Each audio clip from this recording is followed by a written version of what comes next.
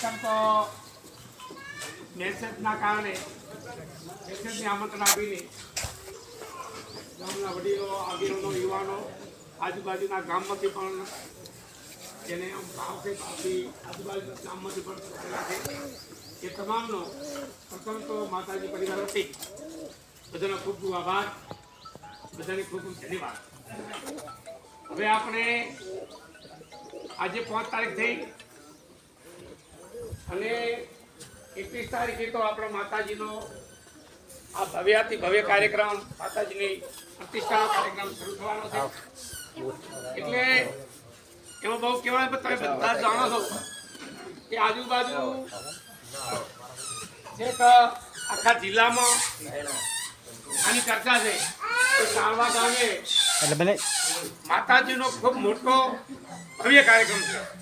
કાર્યક્રમ આપણા ગામમાં ઘણા થયા, પણ આ વખતે જે કાર્યક્રમ છે એ આ સમય પ્રમાણે થોડોક વિશાળ અને મોટો કાર્યક્રમ કહેવાય એવો કાર્યક્રમ થવા જઈ રહ્યો છે.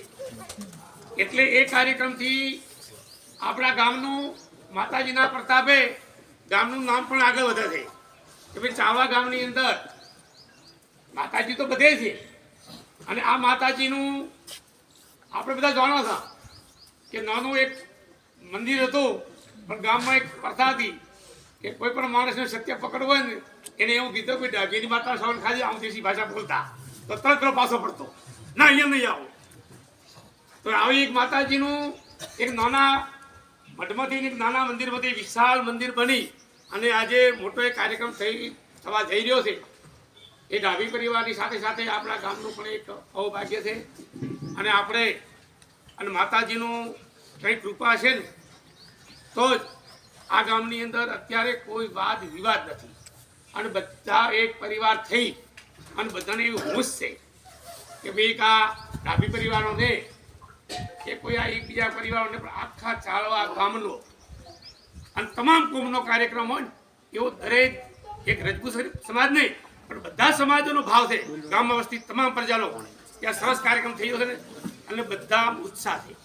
હવે એ બધો ઉત્સાહ અને માતાજી કૃપાથી આપણે એમાં સહયોગ આવશે ને ત્યારે એ કાર્યક્રમ આપણે દીપી ઉઠશે. અને એના માટે આજે ગામનું જે યુવા ધન છે ને, યુવા મંડળ છે એની ખાસ જરૂર પડશે. અને એમના સિવાય સહયોગ તો બધાનો હોય પણ વધારે સહયોગ યુવાનોની જરૂર પડશે. કેમ કે જે મહેમાનો આવશે ને એમને ચા, પાણી, જમવાનું આ બધી જે સગવડ તો તૈયાર છે, પણ એ સગવડને અસરમાં ફેરવાનું કામ યુવાનો કરી શકશે. અને વડીલો તો આવકાર આપશે, પણ જે મહેમાન આવશે એમની સરભરા કરવાનું કામ યુવાનો છે.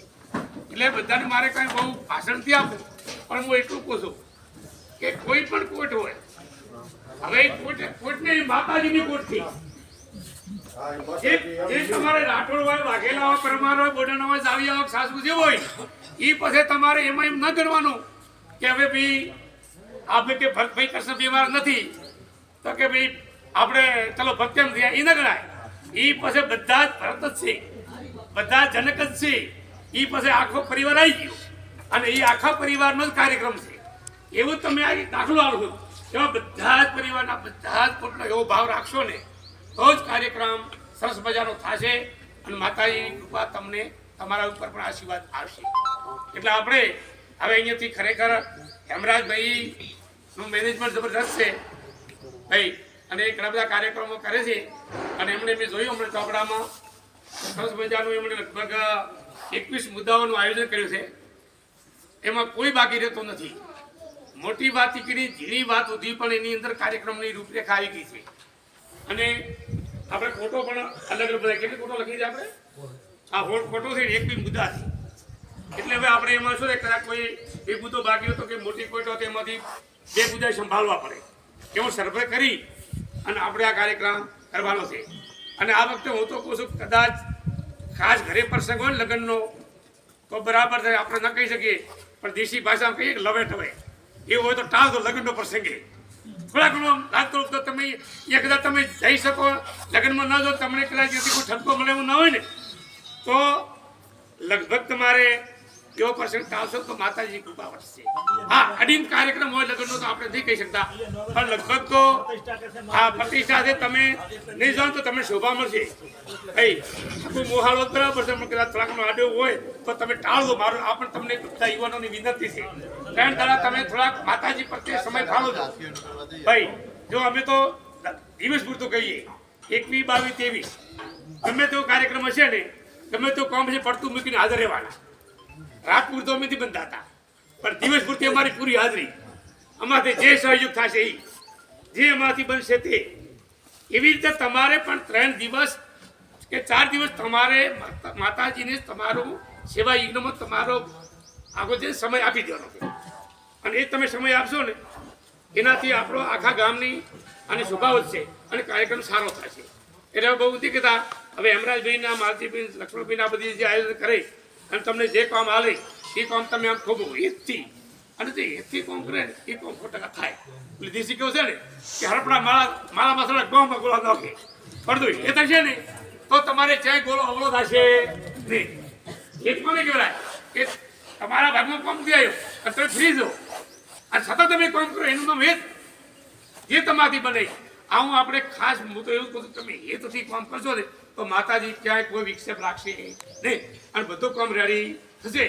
પણ તમારે કેવું કામ કરે, તમારે ઘેર જે તમારા દીકરાના લગ્ન હોય કે તમારી બહેનના, તમારા ભાઈના લગ્ન હોય, અને તમને જેટલો ઉત્સાહ હોય ને એથી ડબલ ઉત્સાહ રાખશો ને તો જ કાર્યક્રમ સારો થશે.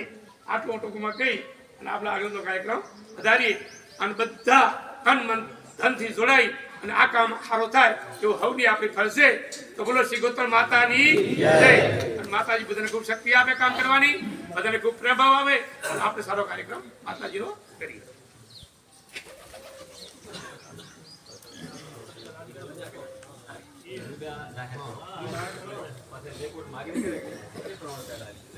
આ સ્વેચ્છા જેમ રસુજી હોય